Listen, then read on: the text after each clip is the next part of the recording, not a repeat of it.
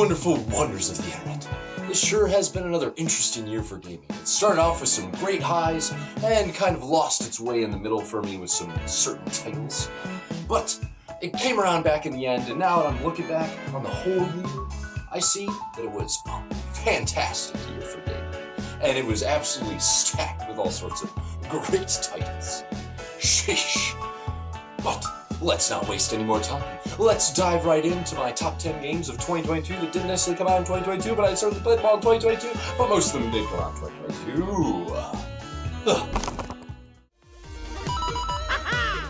Let's go.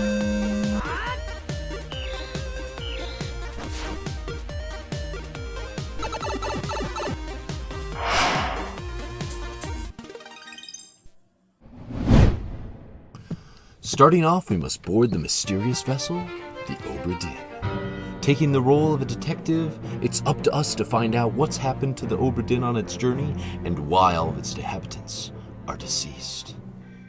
And thanks to your fancy pocket watch, we are now able to travel back in time and relive these tragic scenes.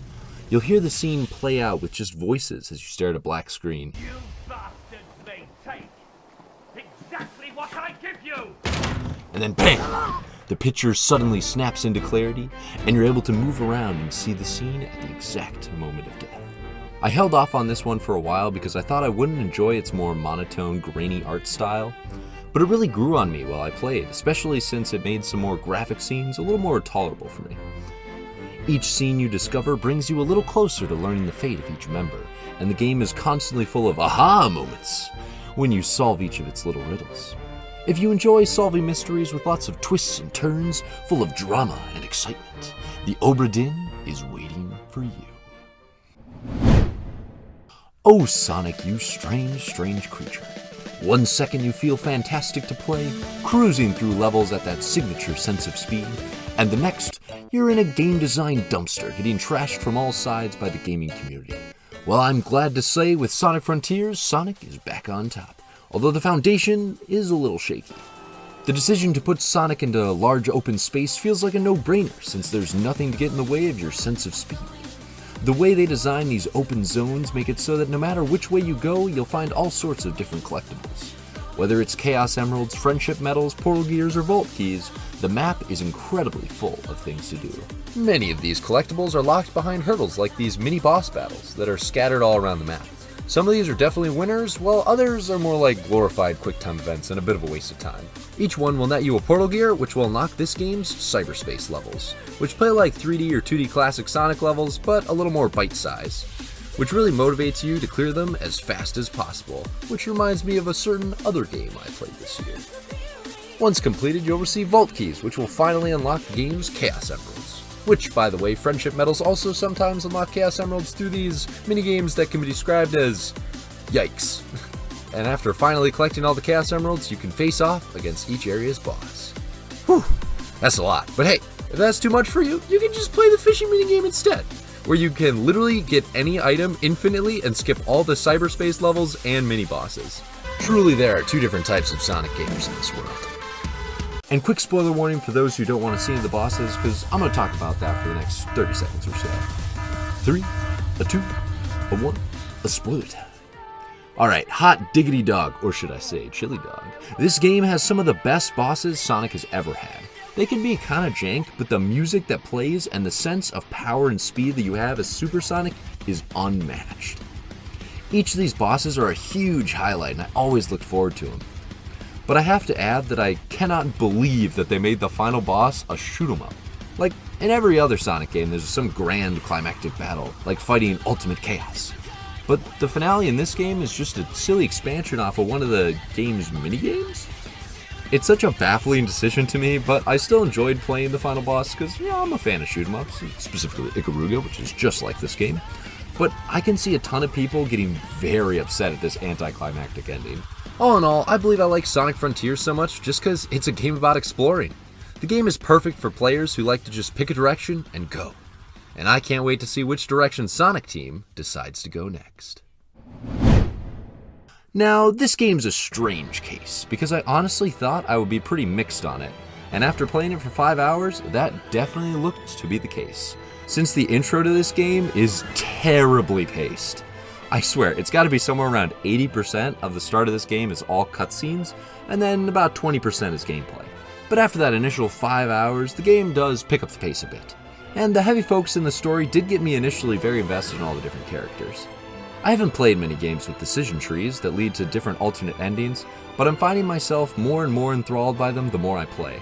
As the plank of wood protagonist that you are, you find the nations on the edge of war, and you must convince your party to follow your convictions, which are split into the paths liberty, morality, and utility. These are all very different paths, and are represented by different characters in the game. At the beginning, your choices don't affect the plot a ton, but by the end, each choice has significant consequences, some of which had me even tearing up on occasion. I was in fact so gripped by the game's story that I played through it 3 times, despite my attention span for games normally only lasting around 40 hours. I just needed to know what happened for each ending, very similar to how I felt when playing through games like Undertale. Also, it didn't hurt that this game is in beautiful HD 2D graphics, and the tactics gameplay is mwah. Each character feels unique and different to fight with, as they can all be invested in differently for their unique skill trees that let you customize them to your playstyle. And don't get me wrong, this game is a lot and demands a lot of your brain power and patience. But if you have the conviction to see it through, you just might understand why this game is such a gem.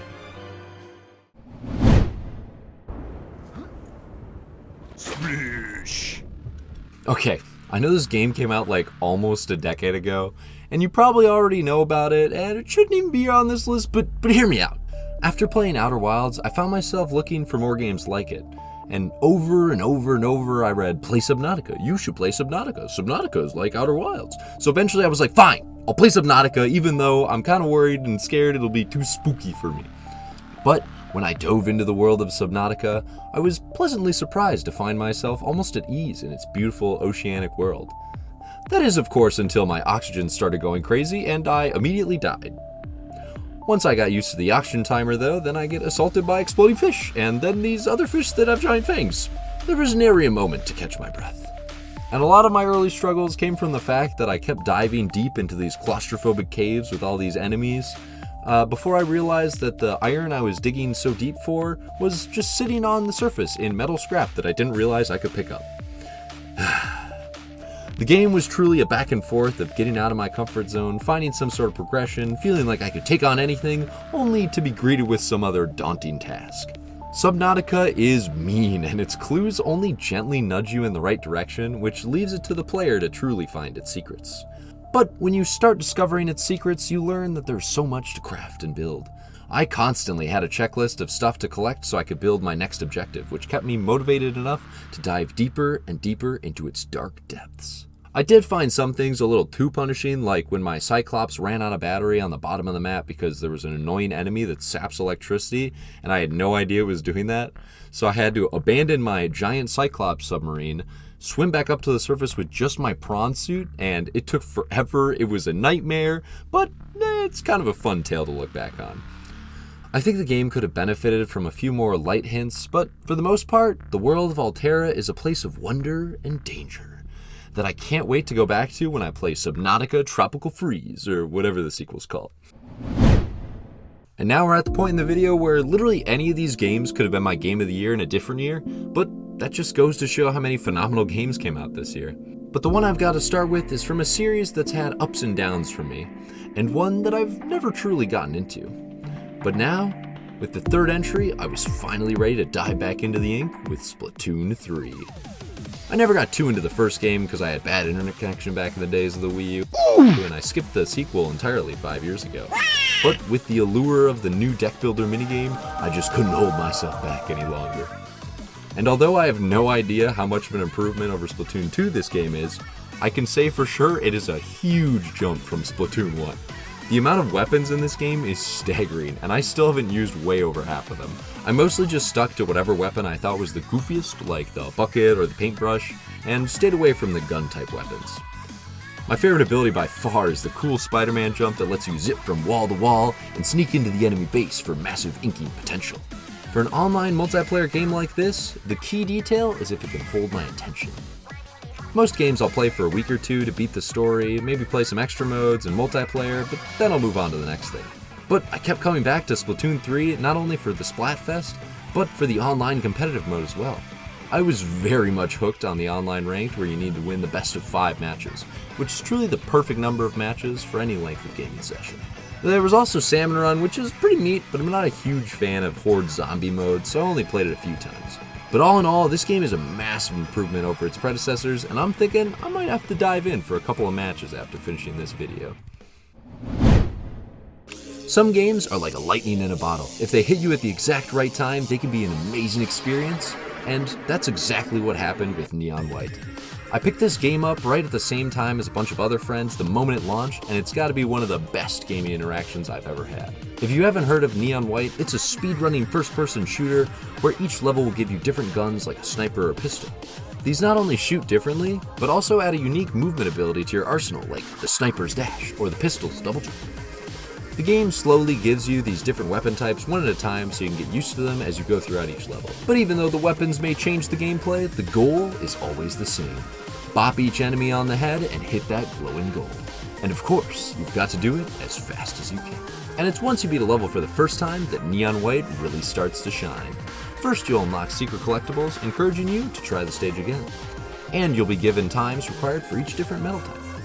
If you get the silver medal, you'll unlock the ability to see your ghost. And if you get the gold medal, you'll unlock the shortcut hint that is sure to net you the coveted ace medal. All this is great design and motivating the player to get the best possible time they can, while also not forcing them to. But none of this mattered for me, because all I saw when I beat a level was this: my friends' high scores. And, well, I couldn't just let them beat me. If they finished the level this fast, surely I could as well. And thus began a daily back and forth of each person in our group taking the top spot on the leaderboard, gloating about it, only for the high score to be overtaken in minutes, and the process repeating all over again. The stubborn competitive drive in me was alive and well, and I could get lost playing a level dozens of times without even noticing it. As someone who's usually a casual gamer who only gets competitive for games like Mario Party, it speaks volumes that a game like Neon White with a highly competitive leaderboard could get me so invested in its gameplay despite not being my usual fare. Okay, so that was our lightning in the bottle. Surely there can't be too much to compete with that. Well, instead of lightning in a bottle, what about a game that we've been waiting for in a series that has been seemingly stagnant for years, nay, decades?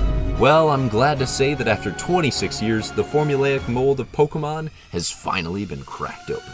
Pokemon Legends Arceus was a surprise that no one expected when it was first announced, especially since it was coming so soon after the Gen 4 remakes.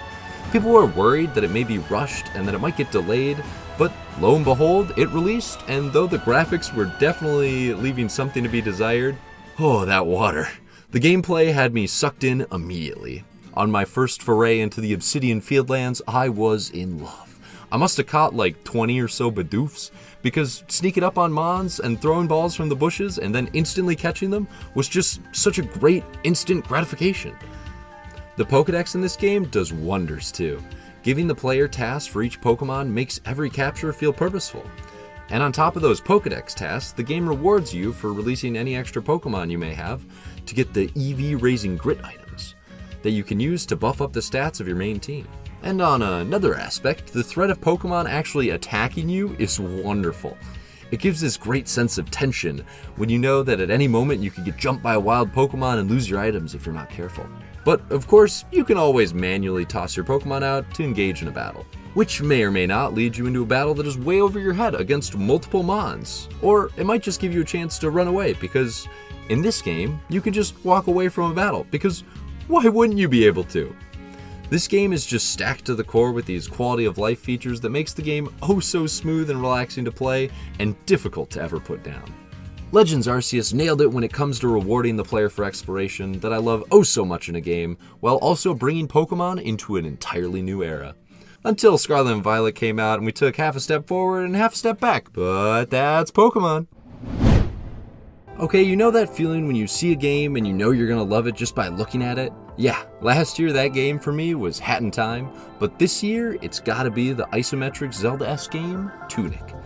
The game wasn't even trying to hide its inspiration either. I mean, look at this little guy. You could just put a little Link face on him and bam, now it's a Zelda game. This game hits me right in the sweet spot of good vibe games like Outer Wilds, A Short Hike, Breath of the Wild, being a game that doesn't hold your hand and simply plops you into its expansive world.